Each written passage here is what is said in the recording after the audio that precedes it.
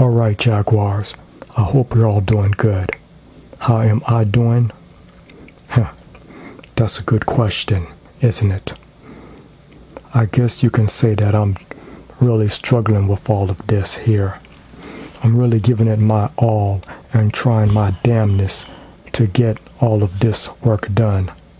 But it sure as heck isn't easy. But I'm not about to give up, not even close to it. Before I go any further, I would like to thank my good friend and my assistant, Brittany Cable, for covering for me in the second episode of this series. You know, she covered my second armor painting, and I do appreciate that. Brittany, you did a great job with that. Thanks. Now, in about less than a month, a certain video game will be released. Not just any video game, the video game. It's Batman Arkham Knight, the final chapter of the Batman Arkham series. And I don't have to tell you all that this is a real big one. The fact that the Joker is apparently dead and a new player has entered the fray is creating a lot of buzz and hype. So far, I know that Batman Arkham Knight has been created and developed by Rocksteady, the same company that created the first two Batman Arkham games, Arkham Asylum and City. It was Montreal Games that developed Batman Arkham Origins. I watched DSP play all of these games, and they're all epic.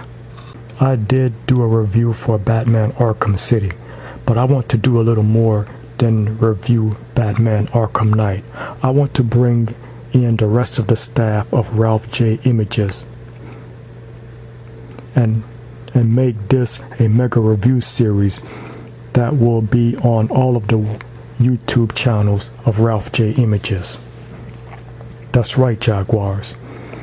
We're going to make this big. We'll discuss the rest of the details on our review of Batman Arkham Knight later. Now, let's talk about my third armor painting.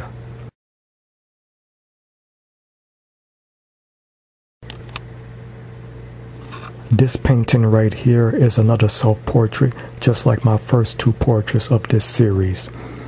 I didn't use black directly on this painting. I mixed in the dark colors here to get my darkest color ever, a technique that I have learned to master during my days in a major university. I used acrylic paints just like my first two armors. My cap is also included. The color is mixed in between purple and a twisted dark blue. Yeah, twisted. The dark lines are outlining my muscles here. And you should also notice the darks and highlights on the face. My face. The gloves are dark colors, a very dark gray. I mixed it in to get the color that I wanted, but I used a little lighter gray to get the shadow of the figure that you are able to see behind me on the background. Yeah, my shadow is dark, but you can still differentiate that from my figure to the shadow. Now my background color took some work as well. I mixed in a few colors to get what I needed to pull this off. I mixed in red with the yellow, and then I mixed in yellow with the white paint to get what I needed and wanted.